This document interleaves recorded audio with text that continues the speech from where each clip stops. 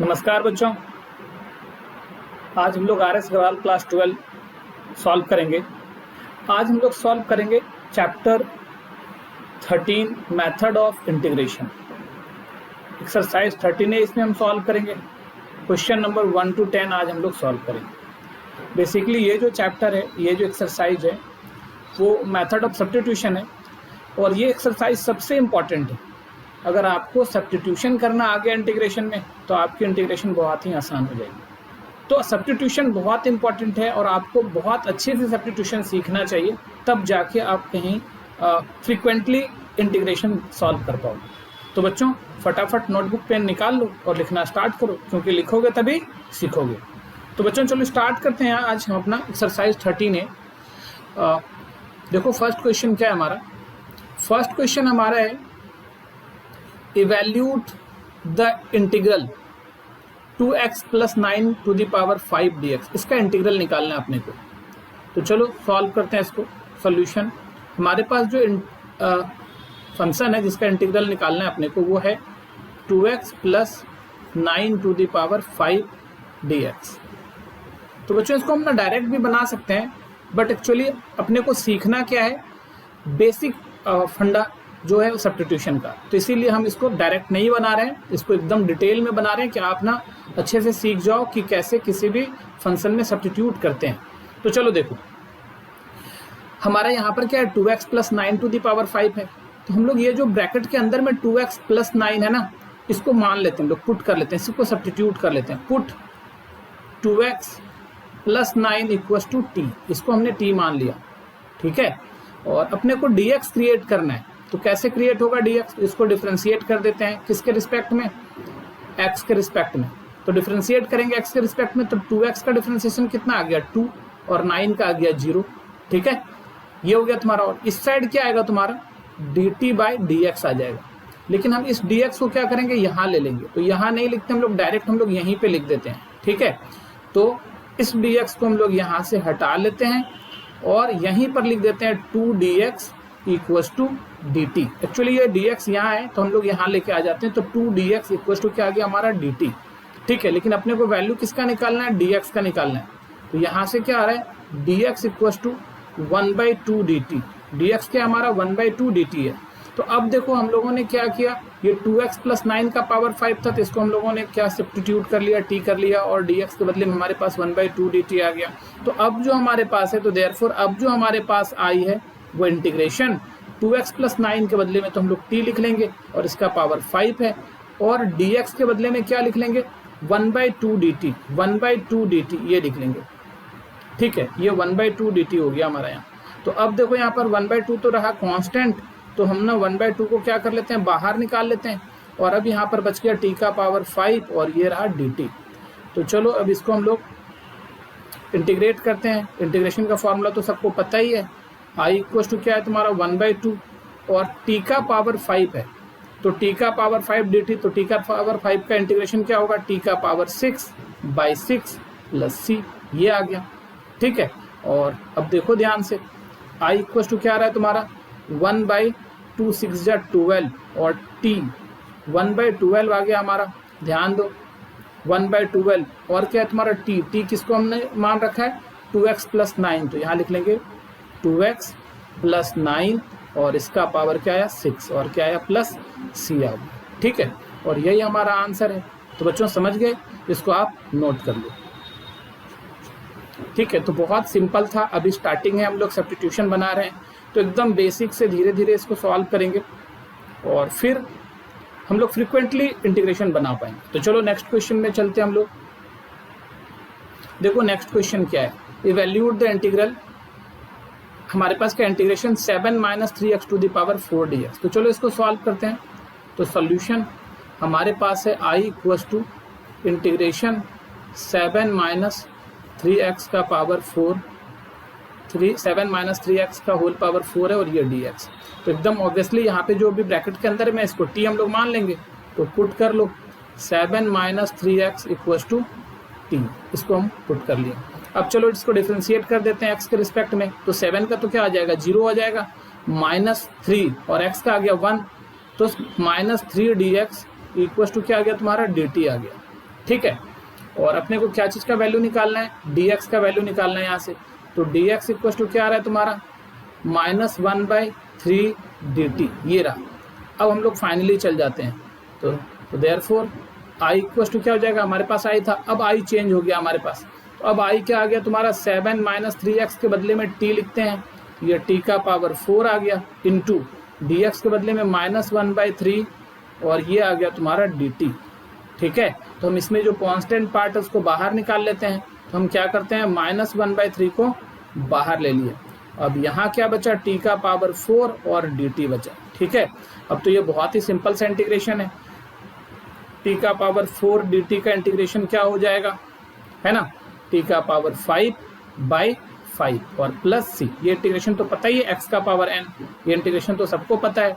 Integration x to the power n dx equal to क्या होता है, x का power n plus n plus 1/n+1 और plus c, ये होता है हमारा। ठीक है, तो integration x to the power n dx का ये फॉर्मूला होता है। तो उसी फॉर्मूला पे हम लोग इसको सॉल्व कर रहे हैं।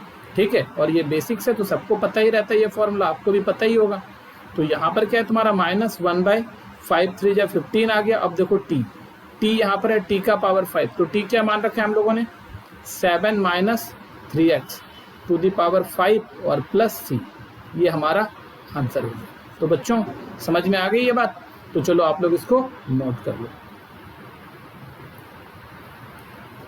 चलो नेक्स्ट क्वेश्चन पर चलते हैं। देखो नेक्स्ट क्वेश्चन क्या है बच्चों हमारे, इवैल्यूएट द इंटीग्रल, अपने को इंटीग्रल निकालना है, इंटीग्रेशन √3x - 5 dx।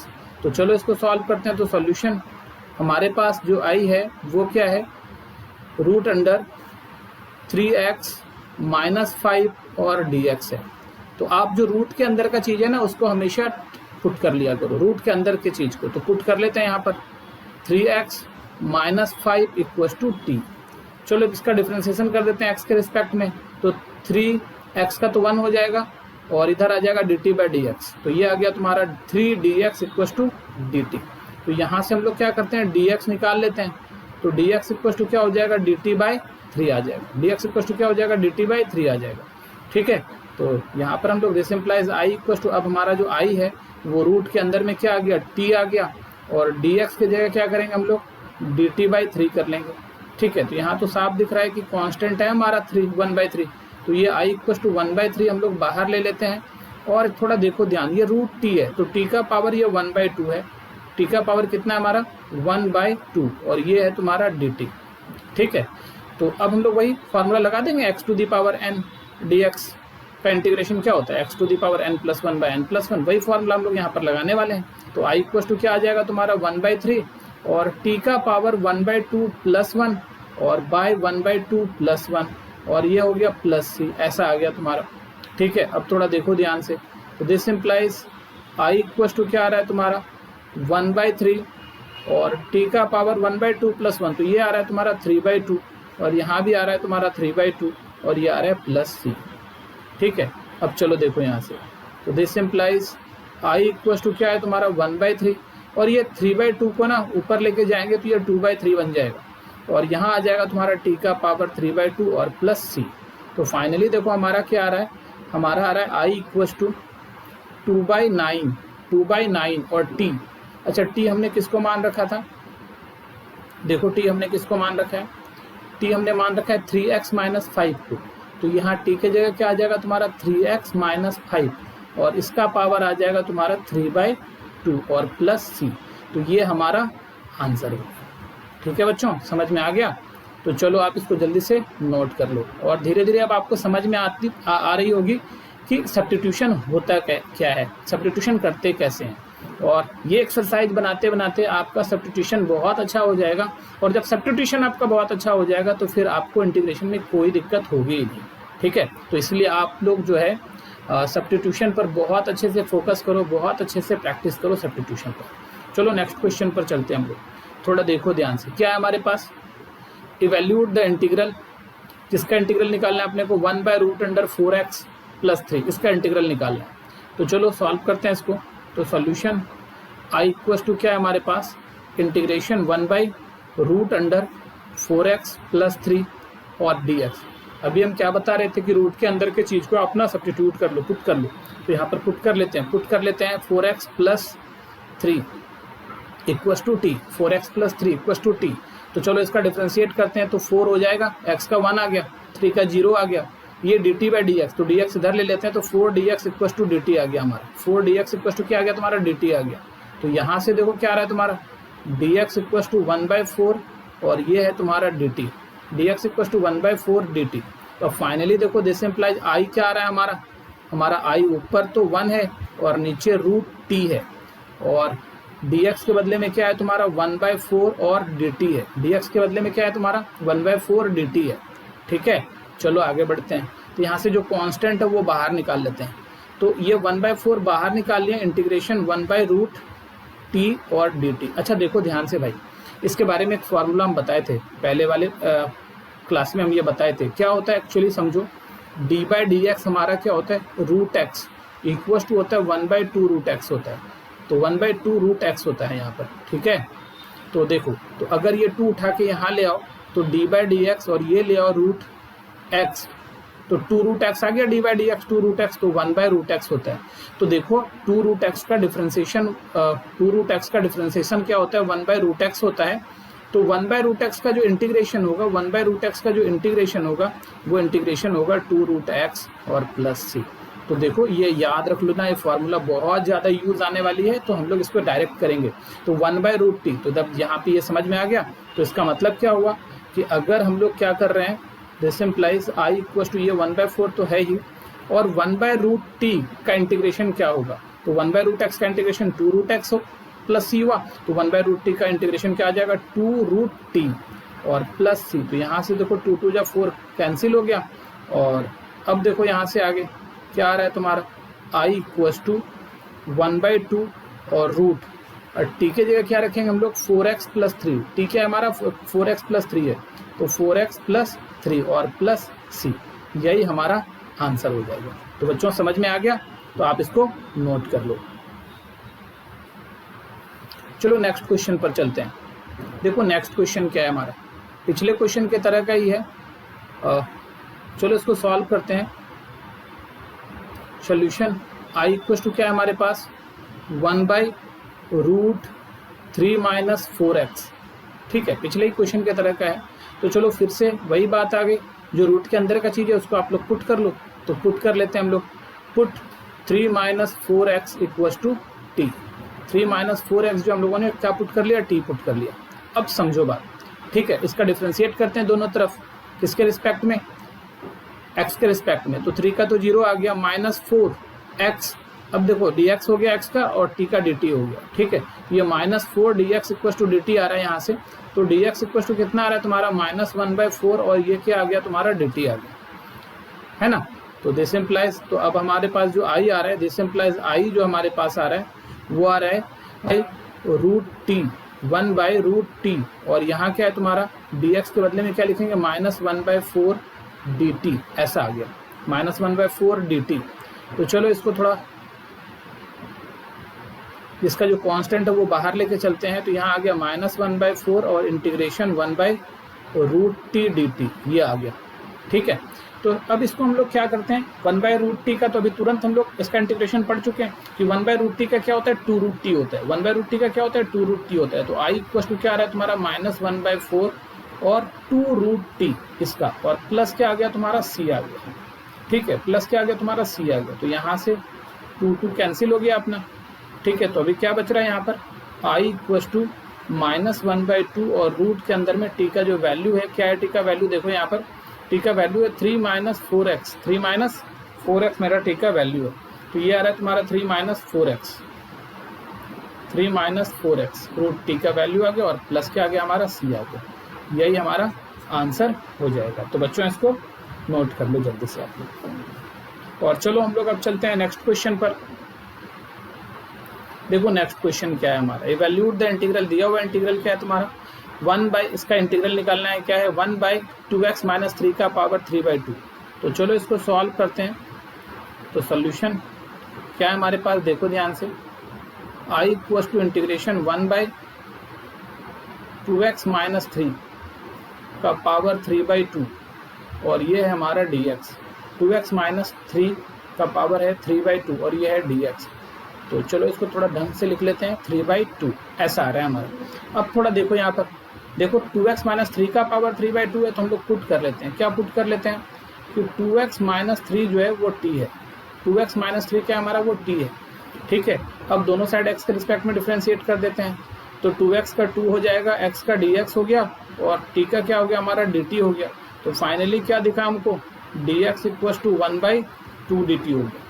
ठीक है, 1/2 dt हो गया। अब देखो फाइनली क्या हो रहा है, तो this implies i equal to क्या है तुम्हारे पास 1 ये क्या है तुम्हारे पास t का पावर 3/2 और ये है तुम्हारा देखो 1 और नीचे 2x माइनस 3 को क्या लिख दिया हम लोग, t लिख दिए। तो t का पावर 3/2 और dx के बदले में क्या लिखेंगे 1/2 dt, 1/2 dt। अब थोड़ा समझो बात, यहाँ से इसको हम लोग क्या करते हैं, i इक्वल टू क्या करते हैं 1/2 बाहर ले लेते हैं इंटीग्रेशन, और देखो t 1/t का पावर 3/2 है तो ऊपर लेके चले जाते हैं, तो t का पावर माइनस 3/2 dt आ जाएगा। और अब इसको इंटीग्रेट कर लेते हैं हम लोग, देखो क्या मिलता है हमको यहाँ से, तो i इक्वल टू 1/2 और t का पावर माइनस 3/2 का क्या हो जाएगा, बिल्कुल x to the power n का इंटीग्रेशन जैसे करते हैं वैसे ही करेंगे, तो क्या आ जाएगा minus 3/2 plus 1 by minus 3/2 plus 1 और प्लस c, ये आ जाएगा हमारा। ठीक है, तो अब थोड़ा देखो ध्यान से, यहाँ क्या हो गया, i equal to 1/2 into t का पावर देखो माइनस 3/2 प्लस 1, तो क्या हो जाएगा माइनस 3/2 प्लस 1। अगर तुम एलसीएम निकालना चाहो तो निकाल लो, तो क्या आ गया 2 माइनस 3 प्लस 2, तो कितना आ रहा है माइनस 1/2। तो ऊपर है तुम्हारा माइनस 1/2 और नीचे भी वही है, तो नीचे भी है तुम्हारा माइनस 1/2 प्लस c। तो देखो यहाँ से क्या आ रहा है तुम्हारा, ये 1/2 और ये 1/2 कैंसिल हो गया, दोनों 1/2 क्या हो गया हमारा, कैंसिल हो गया। ठीक है, तो इस दोनों को कैंसिल कर दो, तो फाइनली देखो हमारा क्या बच रहा है, देखो फाइनली क्या बच रहा है हमारा, i इक्वल टू माइनस बच गया और t का पावर माइनस 1/2, तो इसको लिखते हैं 1/t का पावर 1/2 और प्लस c। और t का पावर 1/2 क्या होता है, तो रूट t होता है। t का पावर 1/2 क्या होता है, रूट t होता है। ठीक है, तो आ रहा है माइनस 1/√t और प्लस c। अब t का जो ओरिजिनल वैल्यू है उसको आप डाल लो, तो t का ओरिजिनल वैल्यू देखो यहाँ क्या है, t का ओरिजिनल वैल्यू 2x माइनस 3 है, तो t का जो ओरिजिनल वैल्यू है वो डाल दो यहाँ पर। तो this implies i equal to minus 1/रूट अंडर क्या है t का original value 2x minus 3, 2x minus 3, यह है 2x माइनस 3 और ये क्या है तुम्हारा प्लस c, और यही हमारा आंसर हो जाएगा। ठीक है बच्चों, समझ में आ गया होगा, तो आप लोग इसको नोट कर लो। और चलो हम लोग अब चलते हैं नेक्स्ट क्वेश्चन पर। देखो नेक्स्ट क्वेश्चन क्या है तुम्हारा, इवैल्यूएट द इंटीग्रल क्या है तुम्हारा e to the power 2x minus 1 dx। तो चलो इसको सॉल्व करते हैं। तो सॉल्यूशन i इक्वल टू क्या है हमारे पास, e to the power 2x minus 1 dx, e to the power 2x minus 1 dx। तो देखो e का पावर जो भी है उसको हम लोग पुट कर लेते हैं, तो पुट कर लेते हैं e to the power 2x, e का पावर जो भी है, तो पावर जो है हमारा 2x है, तो 2x minus 1 equal to t put कर लिए। अब इसका डिफ्रेंसिएशन कर दो x के रिस्पेक्ट में, तो 2 dx हो जाएगा। ठीक है, और ये क्या हो जाएगा dt, इसका डिफ्रेंसिएशन किया 2x का तो 2 हो गया, माइनस 1 का 0, ये dt बाई dx, तो dx इधर ले लेते हैं। तो इस बात को धीरे धीरे आदत लगा लो तुम लोग। तो 2x का हो जाएगा 2x का हो जाएगा dx और t का dt हो जाएगा। ठीक है, तो यहाँ से क्या आ रहा है तुम्हारा, this implies i equal to, अच्छा पहले तो हम लोग dx निकाल लेते हैं। तो dx क्या आ रहा है हमारे पास, तो दिस इम्प्लाइज dx जो आ रहा है हमारे पास वो 1/2 और dt आ रहा है ना। तो this implies i equal to integration e का पावर 2x माइनस 1 को हम लोग क्या लिखेंगे, t लिखेंगे, और dx को लिखेंगे 1/2 dt। तो फाइनली जो हमारा हो रहा है, देखो क्या हो रहा है, फाइनली हमारा हो रहा है i इक्वल टू 1/2 और इंटीग्रेशन e का पावर t dt। और अपने को पता है e का पावर t का डिफरेंशिएशन भी e का पावर t होता है और e का पावर t का इंटीग्रेशन भी e का पावर t ही होगा, है ना, ये हम लोग पढ़ चुके हैं। तो 1/2 और e का पावर t का इंटीग्रेशन भी क्या होगा, e का पावर t होगा और प्लस क्या होगा, c होगा।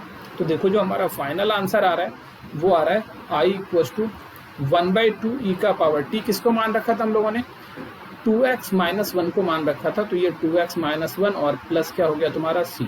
तो यही हमारा आंसर हो गया। ठीक है बच्चों, तो इसको आप लोग नोट कर लो, e का पावर 2x माइनस 1, ये हमारा आंसर है। ठीक है, तो चलो अब हम लोग चलते हैं नेक्स्ट क्वेश्चन पर। तो देखो हमारा जो नेक्स्ट क्वेश्चन है वो क्या है, वो बिल्कुल पिछले क्वेश्चन की तरह का है। देखो सोल्यूशन i इक्वल टू क्या है हमारे पास, इंटीग्रेशन e का पावर 1 माइनस 3x और dx। ठीक है, तो पुट कर लो, क्या जो e का पावर उसको पुट कर लेते हैं, तो 1 minus 3x equal to t put कर लेते हैं।